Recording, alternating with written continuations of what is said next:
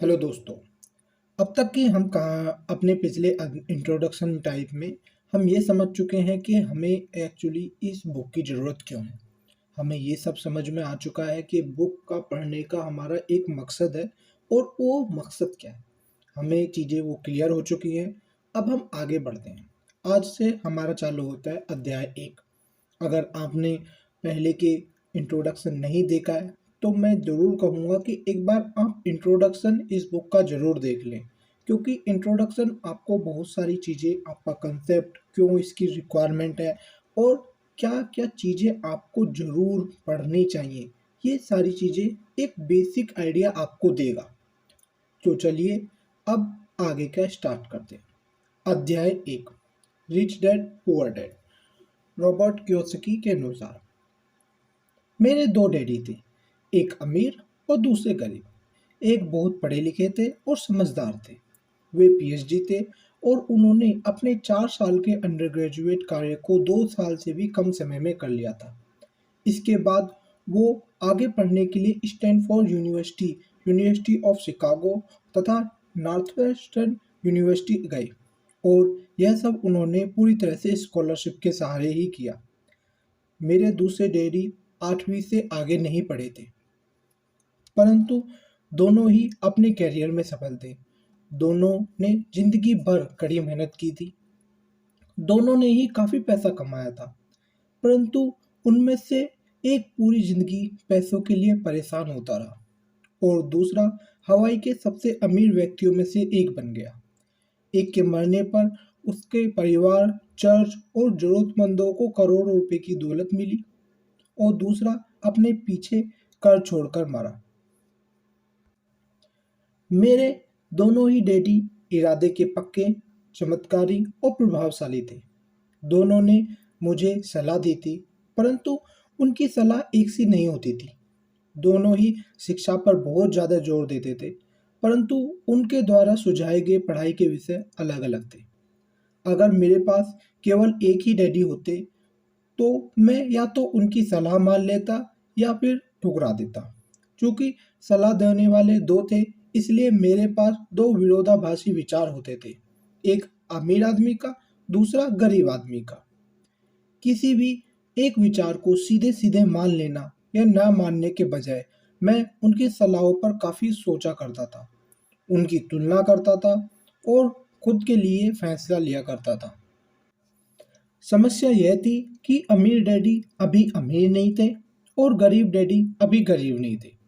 दोनों ही अपने करियर शुरुआत कर रहे थे।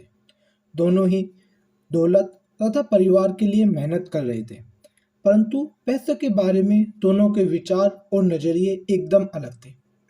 उदाहरण के तौर पर एक डैडी कहते थे, पैसा का मोह ही सभी बुराइयों की जड़ है, जबकि दूसरे डैडी कहा करते थे, पैसे की कमी ही सभी बुराइयों की जड़ है। जब मैं छोटा था तो मेरे दोनों डैडियों की बातें अलग-अलग सलाहों से और बातों से मुझे बहुत दिक्कत होती थी। एक छोटा बच्चा होने के नाते मैं दोनों की बातें सुनना चाहता था। परेशानी यह थी कि दोनों एक सी बातें नहीं कहते थे। उनके विचारों में जमीन आसमान का फर्क था, खासकर पैसों के मामले में। मैं काफी लंबे समय तक यह सोचा करता था कि उनमें से किसने क्या कहा, क्यों कहा और उसका क्या परिणाम होगा।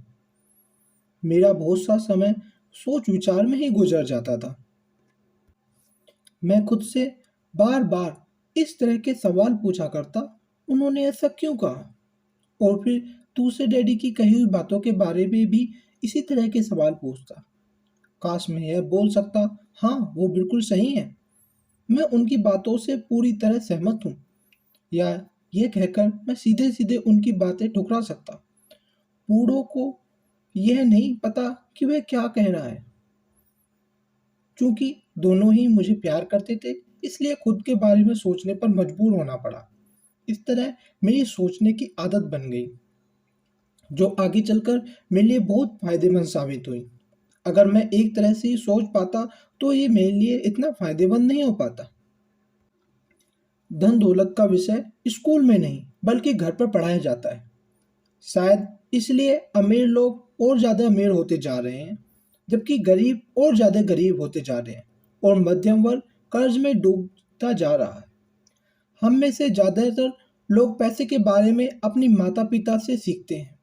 कोई गरीब पिता अपने बच्चों को पैसे के बारे में क्या सिखा सकता है? वह सिर्फ इतना ही कह सकता है, स्कूल जाओ और मेहनत से पढ़ो। हो सकता है वह बच्चा अच्छे अंकों से कॉलेज की पढ़ाई पूरी कर ले, फिर भी पैसे के मामले में उसकी मानसिकता और उसके सोचने का ढंग एक गरीब आदमी जैसा ही बना रहेगा। यह सब उसने तब सीखा था जब वह छोटा बच्चा था।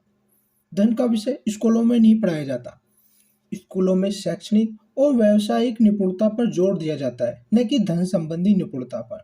इससे यह साफ हो जाता है कि जिन स्मार्ट बैंकर्स, डॉक्टर्स और अकाउंटेंट के स्कूल में अच्छे नंबर आते हैं, वो जिंदगी भर पैसों के लिए संघर्ष क्यों करते हैं। हमारे देश पर जो भारी कर्ज लदा हुआ है, वह काफी हद तक उन उच्च शिक्षित राजनेताओं और सरकारी अधिकारियों के कारण है, जो आर्थिक नीतियां बनाते हैं और मजे की बात यह है, वो धन के बारे में बहुत कम जानते हैं। मैं अक्सर नई नई सदी में आने वाली उन सभी समस्याओं के बारे में सोचता हूँ। तब क्या होगा जब हमारे पास ऐसे करोड़ों लोग होंगे जिन्हें आर्थिक और चिकित्सीय मदद की जरूरत होगी। धन संबंधी मदद के लिए या तो वो परिवारों या फिर सरकारों पर निर्भर होंगे। क्या होगा जब मेडिकेयर और सोशल सिक्योरिटी के पास का पैसा खत्म हो जाएगा? किस तरह कोई देश तरक्की कर पाएगा? अगर पैसे के बारे में पढ़ाई की जिम्मेदारी माता पिता के ऊपर छोड़ दी जाएगी, जिनमें से ज़्यादातर गरीब हैं और गरीब होंगे। चूंकि मेरे पास दो प्रभावशाली डैडी थे, इसलिए मैंने दोनों से ही सीखा। मुझे दोनों की सलाह पर सोचना पड़ता था। इस तरह से सोचते सोचते मैंने यह जान लिया कि किसी व्यक्ति के विचार उसकी जिंदगी पर कितना जबरदस्त प्रभाव डाल सकते हैं। उदाहरण के तौर पर एक डैडी को यह कहने की आदत थी, मैं इसे नहीं खरीद सकता, जबकि दूसरे डैडी इन शब्दों के इस्तेमाल से चिढ़ते थे। वो जोर देकर कहते थे, मुझे इसके बजाय यह कहना चाहिए, मैं इसे कैसे खरीद सकता हूँ। पहला वाक्य नकारात्मक है और दूसरा प्रश्नवाचक। एक में बात खत्म हो जाती है और दूसरे में आप सोचने के लिए मजबूर हो जाते हैं। मेरे जल्दी ही अमीर बनने वाले डैडी ने मुझे समझाया कि जब हम कहते हैं मैं इसे नहीं खरीद सकता, तो हमारा दिमाग काम करना बंद कर देता है। इसके बजाय जब हम यह सवाल पूछते हैं, मैं इसे कैसे खरीद सकता हूँ, तो हमारा दिमाग काम करने लगता है। उनका यह मतलब नहीं था कि आप जिस चीज़ पर दिल आ जाए उसे खरीद लें। वे लगभग दीवानगी की हद तक अपने दिमाग को कसरत कराना चाहते थे, क्योंकि उनके ख्याल से दिमाग दुनिया का सबसे ताकतवर कंप्यूटर है। मेरा दिमाग हर रोज तेज होता जाता है क्योंकि मैं इसकी कसरत करता रहता हूँ। यह जितना तेज होता जाता है, मैं इसकी मदद से उतना ही ज़्यादा पैसे कमा सकता हूँ। उनका मानना था कि मैं इसे खरीद नहीं सकता कहना दिमाग की आलस की पहचान है। हालांकि दोनों ही डैडी अपने काम में कड़ी मेहनत करते थे, परंतु मैंने देखा कि पैसे के मामले में एक डैडी की आदत यह थी कि वो अपने दिमाग को सुला देते थे और दूसरे डैडी अपने दिमाग को लगातार कसरत कराते रहते थे। इसका दीर्घकालीन परिणाम यह हुआ कि एक डैडी आर्थिक रूप से बहुत अमीर होते चले गए, जबकि दूसरे डैडी लगातार कमजोर होते चले गए। इससे इसे इस तरह समझें कि एक व्यक्ति हर रोज कसरत करने के लिए जिम जाता है, जबकि दूसरा व्यक्ति अपने सोफे पर बैठ के टीवी देखता रहता है। शरीर का सही कसरत से आप ज़्यादा तंदुरुस्त हो सकते हैं और दिमाग की कसरत से आप ज़्यादा अमीर हो सकते हैं। आलस्य से स्वास्थ्य और धन का दोनों का ही नुकसान होता है। मेरे दोनों डैडियों की विचारधारा में जमीन आसमान का अंतर था। एक डैडी की सोच थी कि अमीरों को ज़्यादा टैक्स देना चाहिए ताकि बेचारे गरीबों को ज़्यादा से ज़्यादा फायदा मिल सके, जबकि दूसरे डैडी कहते थे टैक्स उन लोगों को सजा देता है जो उत्पादन करते हैं और उन लोगों को इनाम देता है जो उत्पादन नहीं करते। एक डैडी सिखाते थे मेहनत से पढ़ो ताकि तुम्हें किसी अच्छी कंपनी में नौकरी मिल जाए, जबकि दूसरे डैडी यही सिखाते थे मेहनत से पढ़ो ताकि किसी अच्छी कंपनी को खरीदने का मौका मिल जाए। एक डैडी कहते थे मैं इसलिए अमीर नहीं हूँ क्योंकि मुझे बाल बच्चों को पालना पड़ता है। जबकि दूसरे डैडी कहते थे, मैं इसलिए अमीर बनना चाहता हूँ क्योंकि मुझे बाल बच्चों को पालना है। एक डैडी की टेबल पर पैसे और बिजनेस के बारे में बात करने के लिए हमेशा प्रोत्साहन किया करते थे, जबकि दूसरे डैडी समय भोजन के समय पैसे की बात करने के लिए मना कर देते थे। एक का कहना था, जहाँ पैसे का सवाल हो सुरक्षित कदम उठाओ, खतरा मत उठाओ। दूसरे का कहना था, खतरों का सामना करना सीखो। एक का मानना था, हमारे घर ही हमारा सबसे बड़ा निवेश है और हमारी सबसे बड़ी संपत्ति है। दूसरे का मानना था, मेरा घर मेरा दायित्व है। अगर आपका घर आपकी नज़रिए में आपका सबसे बड़ा निवेश है तो आप गलत हो। दोनों ही डैडी अपने बिल समय पर चुकाते थे, परंतु उनमें से एक सबसे पहले अपने बिल चुकाता था, जबकि दूसरा आखिर में चुकाता था। एक डैडी का यह मानना था कि कंपनी या सरकार को आपका ख्याल रखना चाहिए और आपकी ज़रूरतों को पूरा करना चाहिए।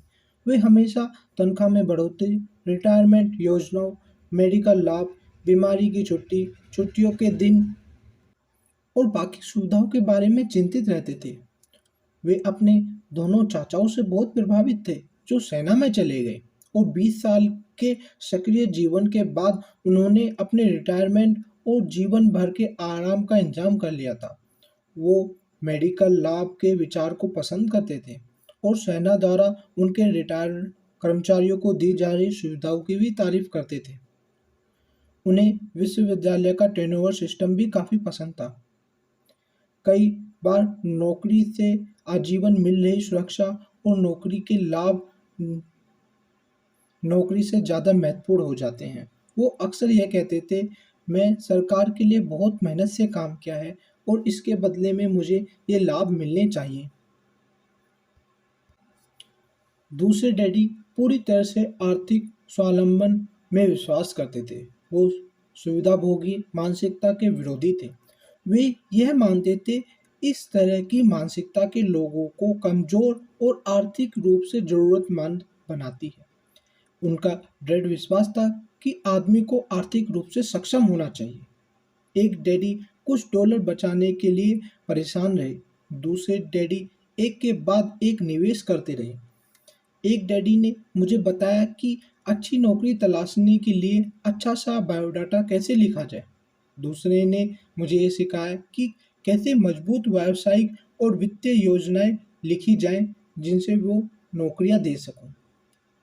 दो प्रभावशाली डैडियों के साथ रहने के कारण मुझे यह विश्लेषण करने का मौका मिला कि उनके विचारों का उनके जीवन पर कितना प्रभाव हो रहा है। मैंने पाया कि दरअसल लोग अपने विचारों से ही अपने जीवन को दिशा देते हैं। उदाहरण के तौर पर मेरे गरीब डैडी हमेशा कहा करते थे, मैं कभी अमीर नहीं बन पाऊंगा, और उनकी भविष्यवाणी सही साबित हुई। दूसरे डैडी, मेरे अमीर डैडी, हमेशा खुद को अमीर समझते थे। वे इस तरह की बातें करते थे, मैं अमीर हूँ और अमीर लोग ऐसा नहीं करते। एक बड़े आर्थिक झटके के बाद वो दिवालियापन की कगार पर थे, तब भी वो खुद को अमीर ही कहते थे। वे अपने समर्थन में यह कहते थे, गरीब होना और पैसे ना होने में फ़र्क क्या होता है? पैसा ना होना अस्थायी है, जबकि गरीबी स्थायी है।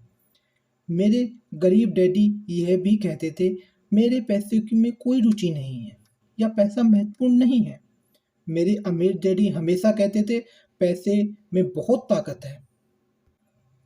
हो सकता है हमारे विचारों की ताकत को कभी भी मापा ना जा सके या फिर उन्हें पूरी तरह से समझा ना जा सके।